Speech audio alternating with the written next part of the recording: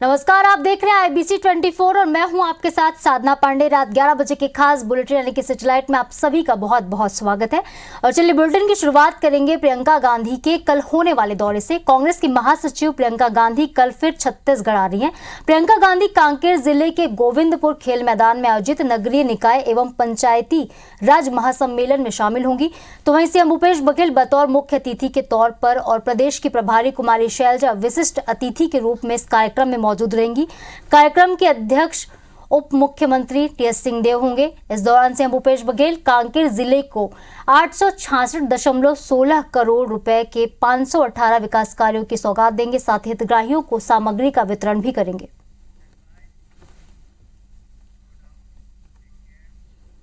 और आज सीएम शिवराज ने सतना वासियों को एक बड़ी सौगात दी है। सीएम शिवराज ने वेंकटेश लोक का लोकार्पण किया। इसके बाद वे किसान सम्मेलन में भी शामिल हुए और किसानों को भी एक सिंगल क्लिक से सौगात दी।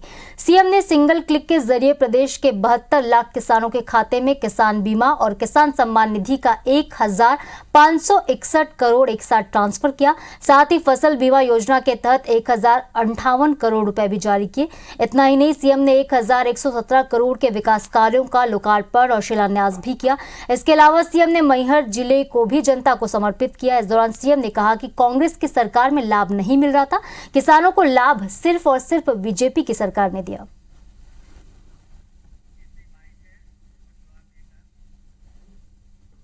वेंकटेश लोक का लोकार्पण करके आ रहा हूं। जरा ईमानदारी से बताना, दिल पे हाथ रख के, जैसा मध्य प्रदेश का विकास हमने किया है, भारतीय जनता पार्टी ने किया है, बताओ कभी कांग्रेस ने किया था क्या?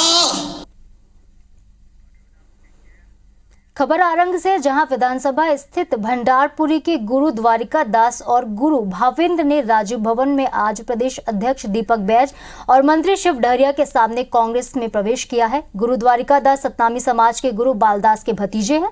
पिछले दिनों गुरु बालदास ने बीजेपी में प्रवेश किया था। मंत्री शिव डहरिया ने कहा कि आरंग और पूरे छत्तीसगढ़ में बालदास का कोई प्रभाव नहीं है। गुरु द्वारिका दास जी के कांग्रेस प्रवेश से छत्तीसगढ़ कांग्रेस को लाभ मिलेगा। आपको बता दें कि आरंग में भी अब पाटन की तरह ही चाचा और भतीजे के बीच मुकाबला देखने को मिल सकता है।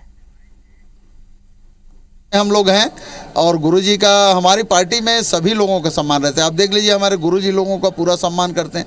बालदास जी थे, बालदास जी का भी सम्मान था, लेकिन उनकी बहुत सारी डिमांड से रहती थी जिसको हम पूरी नहीं कर पा रहे थे, इसलिए वो उधर गए।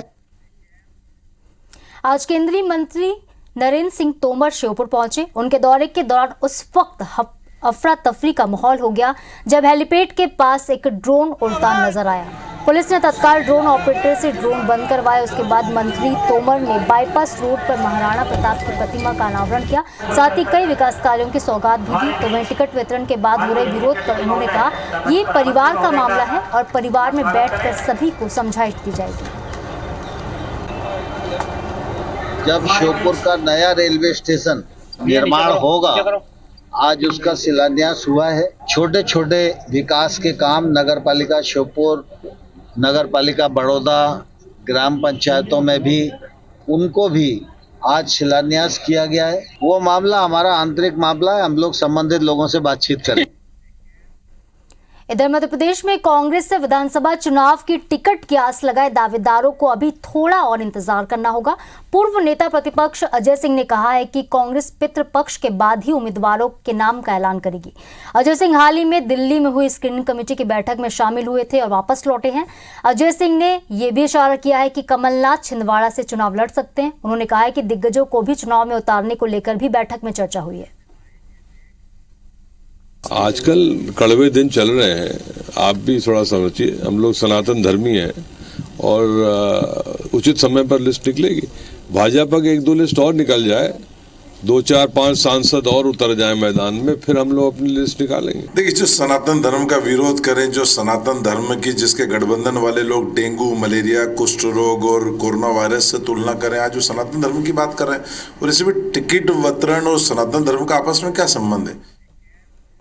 इधर मध्य प्रदेश में विधानसभा चुनाव के पहले बुंदेलखंड की बहुप्रतीक्षित मांग पूरी हो गई है। आखिरकार मध्य प्रदेश की केन बेतवा परियोजना अब शुरू होने जा रही है। बीजेपी के प्रदेश अध्यक्ष वी.डी. शर्मा ने इस प्रोजेक्ट को लेकर कांग्रेस पर जमकर प्रहार किया। कहा कि कांग्रेस ने केन बेतवा परियोजना में रोड़े अटकाए। बुंदेलखंड ने भयानक सूखे की मार झेली, लेकिन कांग्रेस सरकारों ने नारे के सिवाय कुछ नहीं दिया और पानी की समस्या बुंदेलखंड की नसीब बन गई थी। बीजेपी सरकार में जिस सपने को पूर्व प्रधानमंत्री अटल बिहारी वाजपेयी ने देखा, उसे आज पीएम मोदी ने नई जोड़ और उस संकल्प को पूरा किया है। अब बुंदेलखंड भी हरा भरा बुंदेलखंड होगा और 62 लाख लोगों तक पानी पहुंचेगा। अटल बिहारी वाजपेयी जी के एक सपने को इस मध्य प्रदेश के अंदर जो पूरा किया है, उसमें केन बेतवा लिंक परियोजना, जिसका सपना भारत के पूर्व प्रधानमंत्री अटल बिहारी वाजपेयी जी ने देखा था, आज मैं भारत के यशस्वी प्रधानमंत्री माननीय नरेंद्र मोदी जी का धन्यवाद करता हूं कि माननीय प्रधानमंत्री नरेंद्र मोदी जी ने केन बेतवा लिंक परियोजना में बजट के अंदर 44,605 करोड़ का प्रावधान किया।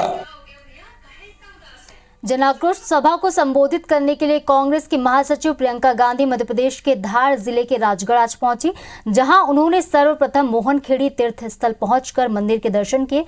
प्रदेश कांग्रेस के अध्यक्ष कमलनाथ और पूर्व मुख्यमंत्री दिग्विजय सिंह समेत कांग्रेस के कई दिग्गज नेता इस दौरान मौजूद रहे। प्रदेश कांग्रेस अध्यक्ष कमलनाथ ने मीडिया से चर्चा की और कहा कि प्रियंका गांधी के दौरे से मध्य प्रदेश कांग्रेस में ऊर्जा आ जाएगी और सभी कार्यकर्ता और नेता मिलकर इस बार चुनाव लड़ेंगे। मध्य प्रदेश में आदिवासी और महिलाओं की हालत खराब है। ये चुनाव किसी पार्टी या राजनेता का नहीं है, ये चुनाव मध्य प्रदेश की जनता का है। आप धार आ गए, बार बार आप मध्य प्रदेश आते जाइए। यहाँ की जनता आपसे बहुत प्रेम और प्यार करती है। 6-8 हफ्तों में चुनाव है। ये चुनाव केवल किसी उम्मीदवार का नहीं है, ये चुनाव केवल किसी पार्टी का नहीं है, ये चुनाव मध्य प्रदेश के भविष्य का है।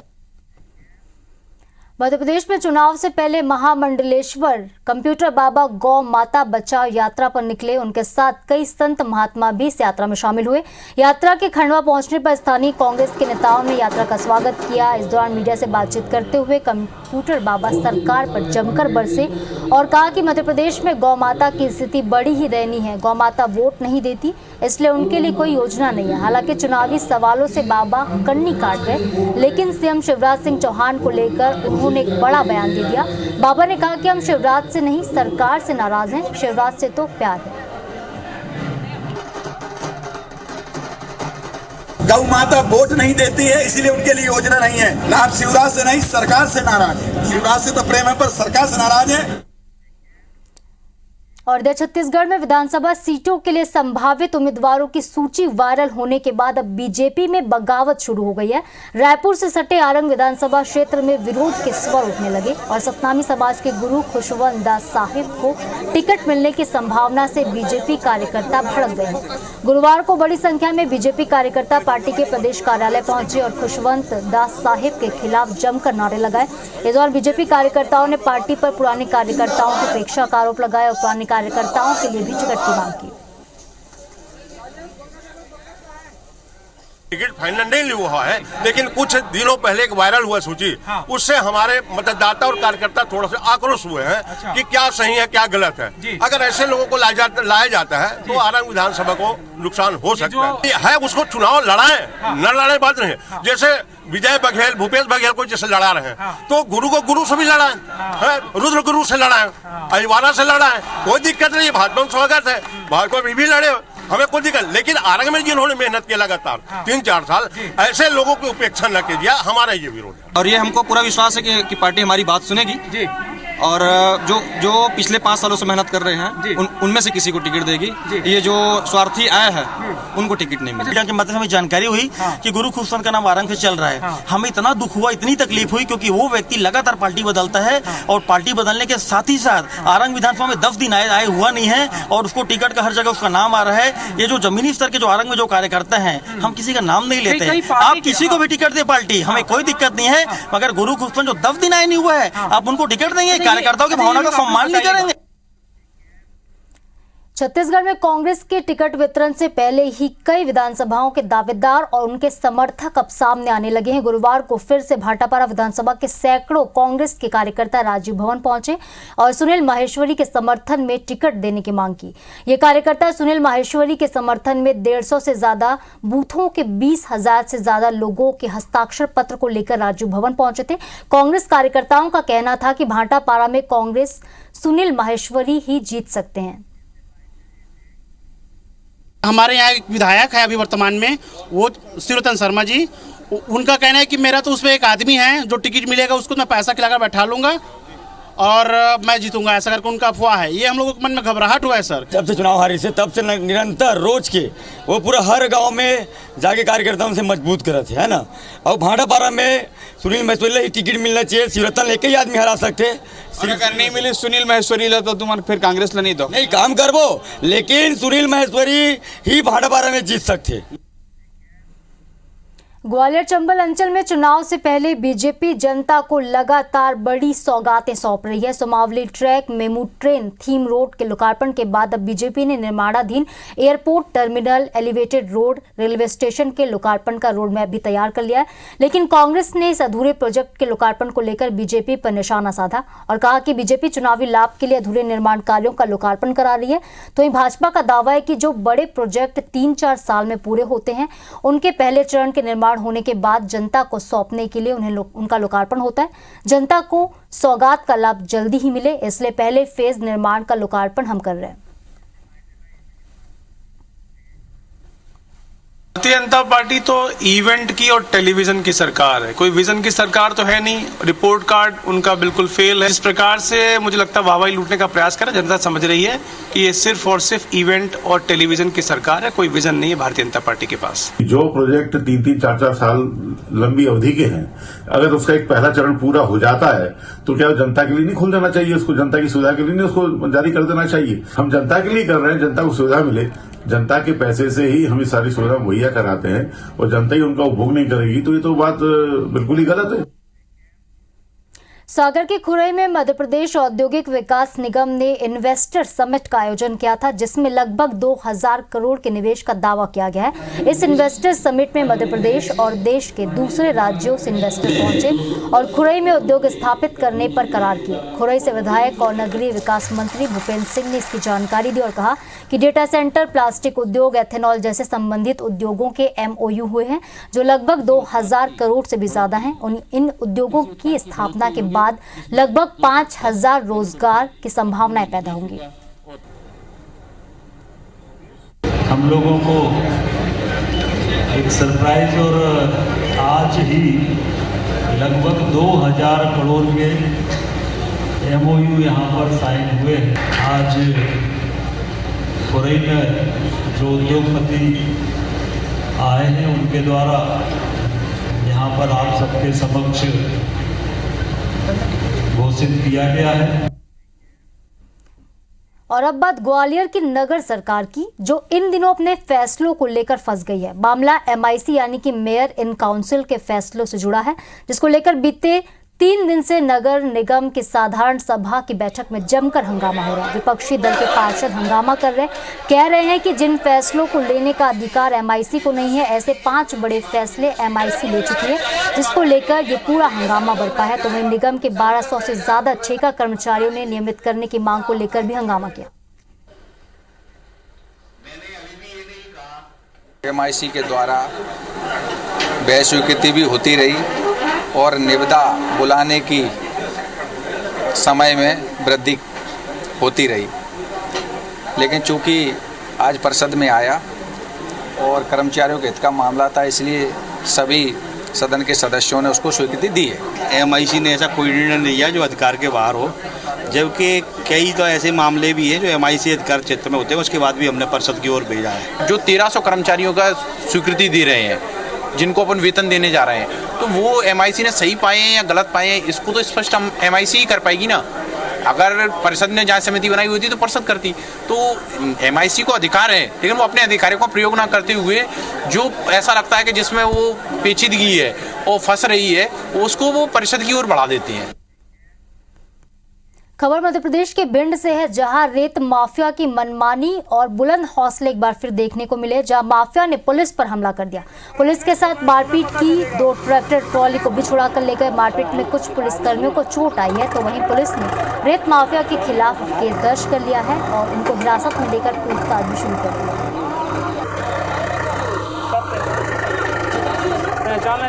सर्वप्रथम 2 ट्रैक्टर पकड़े पुलिस द्वारा, साक्ष्य जो है क्लिक करके प्रकरण में धारा 353 अन्य धाराओं में अपराध पंजीबद्ध किया गया है। 3 जो उसके नामजद आरोपी हैं उनको अभिरक्षा में लिया जा चुका है। अभी प्रकरण में वैधानिक कार्रवाई की जाए। खरगोन के जिला जेल में बंद युवक की मौत मामले में एक सीसीटीवी फुटेज सामने आया है, जिसमें कुछ युवक 26 सितंबर 2023 को अवैध शराब को लेकर मृतक रवि पाल के साथ मारपीट करते नजर आ रहे।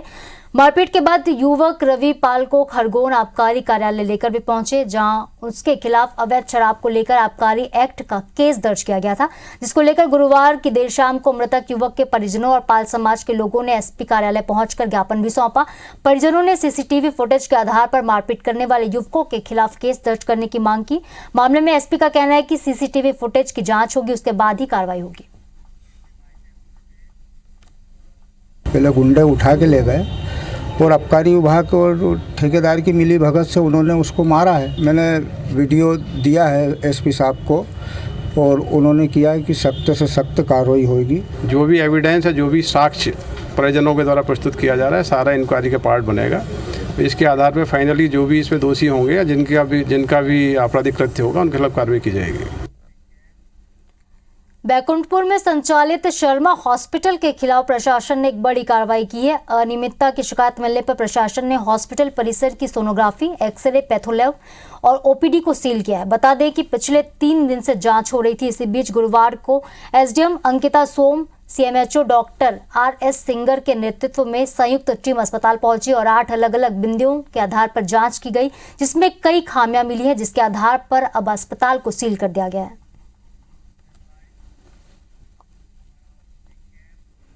मध्य प्रदेश में विधानसभा के चुनाव होने हैं, जो कि बेहद नजदीक हैं। ऐसे में आचार संहिता लगने से पहले विधायकों में अब श्रेय की होड़ मची हुई है।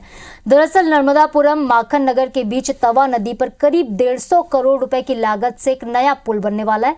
पुल के एक छोर पर नर्मदापुरम तो माखन नगर की छोर पर सुहागपुर विधानसभा लगती है। नए पुल का भूमि पूजन सोमवार 2 अक्टूबर को सुहागपुर के विधायक विजयपाल सिंह और सांसद उदय प्रताप सिंह ने किया था। तो वहीं 3 दिन बाद यानी कि आज नर्मदापुरम के विधायक डॉक्टर सीताशरण शर्मा ने दोबारा इसका भूमि पूजन कर दिया। जिले में पहली बार बीजेपी के 2 विधायक होने के बावजूद एक ब्रिज का 2 बार भूमि पूजन हुआ।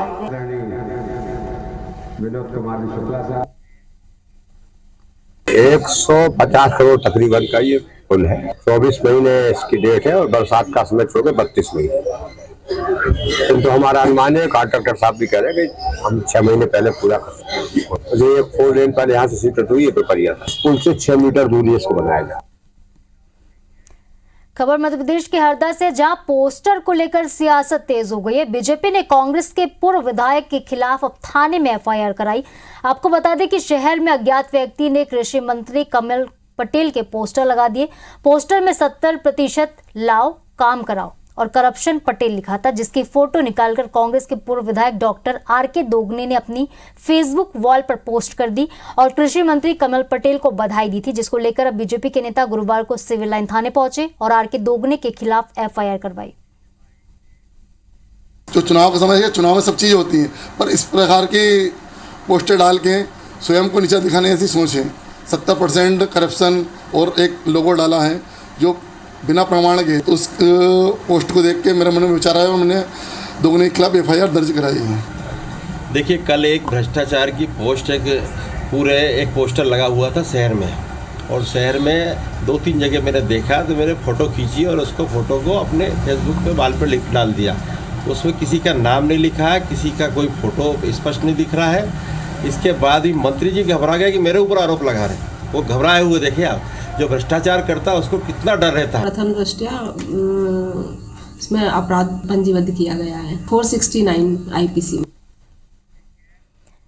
केंद्रीय मंत्री नरेंद्र सिंह तोमर ने आज दतिया, मुरैना और श्योपुर जिले में होने वाले विकास कार्यों का भूमि पूजन और लोकार्पण भी किया। इस दौरान उन्होंने कांग्रेस की महासचिव प्रियंका गांधी के भ्रष्टाचार वाले बयान पर पलटवार किया। नरेंद्र सिंह तोमर ने कहा कि वो अपने बारे में बोल रही हैं, जो उनकी दादी अम्मा से लेकर उनके पिताजी के समय बोट कांड, जीजाजी कांड समेत कई कांड हुए। मुरैना और श्योपुर जिले के 4000 टीबी के मरीजों को गोद लेने का काम हमने किया। 100 से अधिक स्कूलों को डिजिटल बनाए हैं। बीजेपी का काम ही हमेशा से जनसेवा करना है।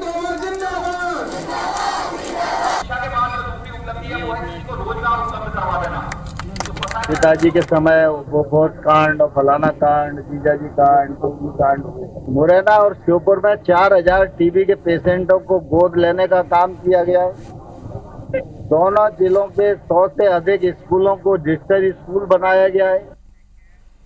और इधर चिरमिरी में आज विधायक डॉक्टर विनय जायसवाल ने उद्यानिकी महाविद्यालय और पॉलिटेक्निक कॉलेज का लोकार्पण किया। विधायक ने कहा कि आज हमने उद्यानिकी महाविद्यालय सह अनुसंधान केंद्र की शुरुआत की है, जिससे यहां फलों को लेकर रिसर्च होंगे। साथ ही माइनिंग, सिविल और मैकेनिकल ब्रांच के साथ अब पॉलिटेक्निक कॉलेज भी यहाँ शुरू हो गया है।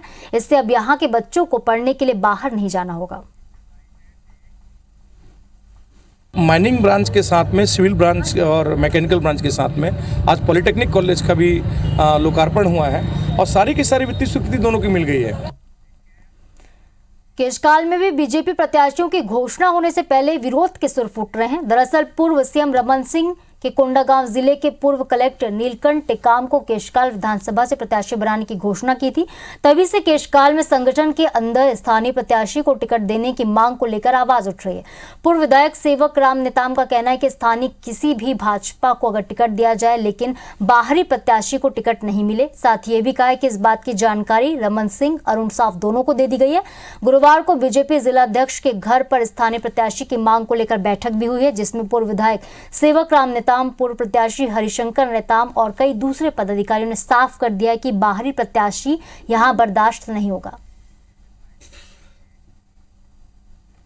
हम लोग चाह रहे हैं कि केशकाल विधानसभा के किसी भी जो दावेदार हैं उन्हीं को टिकट मिले और हम सब एक होकर काम करेंगे और बाहरी प्रत्याशी को हम लोग कभी स्वीकार नहीं करेंगे। सम्माननीय पूर्व मुख्यमंत्री डॉक्टर रमन सिंह को भी अवगत करवाए हैं और हमारे भारतीय जनता पार्टी के छत्तीसगढ़ प्रदेश के अध्यक्ष अरुण साहू को भी अवगत करवाए हैं।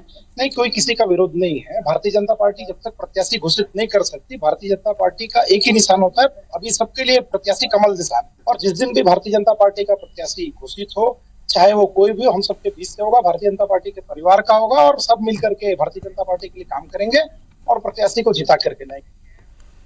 खबर अंबिकापुर से, जहां दरिमा एयरपोर्ट से हवाई सेवा भले ही शुरू ना हो सकी हो, लेकिन इस इलाके में अब भू माफिया बेहद सक्रिय हैं।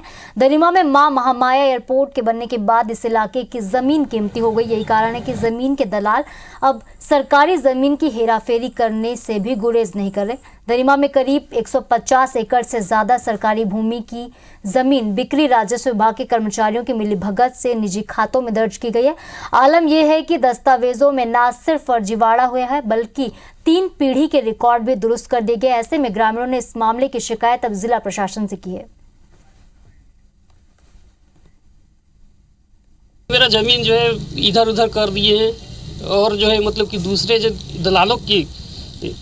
दलाल लोग मतलब कि बेच दिए। उस जमीन को व्यक्तिगत नाम से दर्ज कर दिया गया, यहाँ तक कि उसका अधिकार अभिलेख भी बना दिया गया है फर्जी तरीके से। शिकायत से आश्वासन हमें मिला है कि उस जमीन की जो रजिस्ट्री है उसको हम तो चाहते हैं कि शून्य घोषित करके और जो दोषी हैं उनको जेल होना चाहिए सीधे सीधे। और जिन भी व्यक्तियों का इनमें हाथ है उनके ऊपर कार्रवाई होने का हम मांग कर रहे हैं और यदि जमीन सरकारी पाया जाता है और अवैध तरीके से जो इन्होंने अपने नाम पे कराया है उस जमीन को पंचायत को पुनः वापस किया जाए। मैं इनको आश्वस्त करता हूं कि इनका हक कहीं नहीं जाएगा। ये सब लोग सजग रहें, जागते रहें और शासन प्रशासन में कुछ लोग हैं उन पे त्वरित कार्रवाई होगी और ये कार्रवाई मुझे पूरा उम्मीद है कि हफ्ता 10 दिन के अंदर में हम लोगों को इस पे रिजल्ट दिखेगा। सेटलमेंट का ज़मीन में और इसमें बात ये भी आई है कि कहीं कुछ छेड़छाड़ हुआ है रिकॉर्ड्स में, सेटलमेंट रिकॉर्ड में भी छेड़छाड़ हुआ है और तो एक बार टीम की जांच रिपोर्ट आ जाए, वो मुझे लगता है अगले 2-3 दिनों में आ जाएगी और अगर इस तरह की बात आती है तो इसमें जो डिपार्टमेंटल कार्रवाई तो होगी ही, इसमें संबंधितों पे FIR भी किया जाए। दमोह के पथरिया में कांग्रेस से टिकट के दावेदारों का मां हरसिद्धि मंदिर में शपथ लेते एक वीडियो वायरल हो रहा है, जिसमें कांग्रेस नेता हाथ में गंगा जल लेते हुए संकल्प ले रहे हैं कि पार्टी जिसको भी टिकट देगी हम सब उसका साथ देंगे, उम्मीदवार का किसी प्रकार का विरोध हम नहीं करेंगे। वीडियो में गौरव पटेल, धर्मेंद्र कटारे, लक्ष्मण सिंह राव, विजेंद्र सिंह समेत कई कांग्रेस के नेता नजर आ रहे, जिन्होंने इस बार पथरिया सीट से टिकट की दावेदारी पेश की।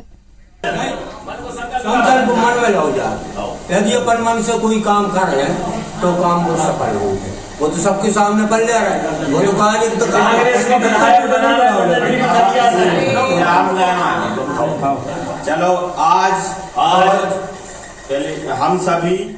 और इस बीच एक बड़ी खबर रायपुर से मिल रही, लेकिन इसके तार जुड़े हुए हैं बॉलीवुड से। हुमा कुरैशी, हिना खान और कपिल शर्मा को ईडी का समन जारी हुआ है। हुमा कुरैशी और हिना खान को ईडी ने नोटिस दिया है। महादेव ऐप को प्रमोट करने का इन पर आरोप है। सेक्शन 50 PMLA के तहत ये नोटिस जारी हुआ है। कपिल शर्मा पर भी नोटिस जारी हुआ है। 3 दिनों के अंदर इनको रायपुर तलब होने को कहा गया। रायपुर में इन दोनों से पूछताछ होगी। दुबई में हुई सक्सेस पार्टी में ये सभी शामिल हुए थे। तो ये जो पूरा मामला जुड़ा हुआ है महादेव ऐप से जुड़ा हुआ है, जहां महादेव सट्टा ऐप में रणबीर कपूर के बाद अब लगातार बॉलीवुड सितारों के नाम एक एक करके सामने आ रहे हैं, जिन्होंने इस ऐप को प्रमोट किया है, ऐसा इन पर आरोप है। और इस खबर पर ज्यादा जानकारी के लिए संवाददाता तहसीन हमारे साथ जुड़ चुके हैं। तहसीन, एक एक करके अंदर से राज खुल रहे हैं, तार जो हैं जुड़ते जा रहे हैं लगातार। अभी और कितने लोगों पर ये समन जारी हो सकता है? निश्चित तौर पे अभी जिस तरीके से अगर बात करें, महादेव ऐप जो ऑनलाइन बेटिंग ऐप है, उसके अभी एक ऊपरी सतह की जानकारी सामने आई है। अभी काफी गहराई है इस पूरे ऐप के, अगर जांच अगर सही से होती है तो। अगर बात करें तो इस जांच के दौरान जिस तरीके से ईडी की जो रायपुर डिवीजन है उसके द्वारा एक रणबीर कपूर जो अभिनेता है उनको नोटिस जारी किया गया था। उनको शुक्रवार को यहाँ पे रायपुर आकर अपना बयान दर्ज करा रहे थे, क्योंकि उसमें ये बात सामने आई थी कि जिस तरीके से जो सक्सेस पार्टी हुई थी दुबई में सितंबर महीने में पिछले साल, उसमें उनके वहाँ पे उसको प्रमोट करने का आरोप था। इसके अलावा उसमें उनको कुछ इन दोनों के बीच में जो आरोपी हैं, जो इसके जो संचालक हैं कह सकते हैं, सौरभ चंद्राकर और रवि उप्पल, इनके द्वारा और रणबीर कपूर के बीच में कुछ फंड ट्रेल, काफी बड़ी रकम की जो फंड ट्रेल है वो इसमें मिली थी। उसी सिलसिले में जिस तरीके से आज जो एक खबर निकल के आई है कि रणबीर कपूर के जो वकील है उनके द्वारा उसमें एक आवेदन लगाया गया है और 2 हफ्ते का इसमें उन्होंने समय मांगा है। हालांकि अभी इस बात की पुष्टि एजेंसी की तरफ से नहीं हुई है कि उनको राहत दी गई है या नहीं दी गई है। इसी सिलसिले में अगर बात करें तो ईडी की जो रायपुर ब्रांच है उसके द्वारा जो है जो 3 लोगों को इसमें और नोटिस जारी किया गया है। इसमें अगर बात करें तो जो कॉमेडियन है कपिल शर्मा, इसके अलावा हुमा कुरैशी और हुमा खान जो है, हिना खान माफ कीजिएगा, इन पे भी जो है इनको नोटिस जारी किया गया है और इसको 3 दिन के अंदर यहाँ पे आकर जो है अपने बयान दर्ज कराने के लिए इसमें कहा गया है। अभी जिस तरीके से अब देखने वाली बात होगी कि आने वाले दिनों में, क्योंकि जिस तरीके से ईडी ने जो सम्मन नोटिस जारी किया है वो PMLA 50 के तहत जो है वो मनी लॉन्ड्रिंग के तहत ये नोटिस जारी किया है। और अब देखने वाली बात होगी कि ये जो फिल्मी कलाकार हैं, जो बॉलीवुड के जो कलाकार हैं, वो यहाँ आते हैं कि उनको दूसरा सा संबंध जारी होता है। लेकिन यहाँ पे नजर आ रहा है कि जो कह सकते हैं कि बॉलीवुड की जो कलाकार हैं उनको अभी कोई राहत यहाँ पे देती हुई जो एजेंसी है वो नजर नहीं आ रही है। जी बिल्कुल तहसीन, भिलाई का एक केस महादेव ऐप जो कि इतना बड़ा ब्रांड अब बन चुका है, कह सकते हैं नेगेटिव पर्पज से ही, लेकिन अब इसमें बॉलीवुड के जो सितारे हैं वो भी घिसते नजर आ रहे हैं। ईडी की रडार पर एक के बाद एक सितारे लगातार आ रहे हैं। देखने वाली बात होगी कि क्या एक्शन होता है। समन जारी हो चुका है, क्या ये रायपुर में पेश होते हैं या फिर नहीं।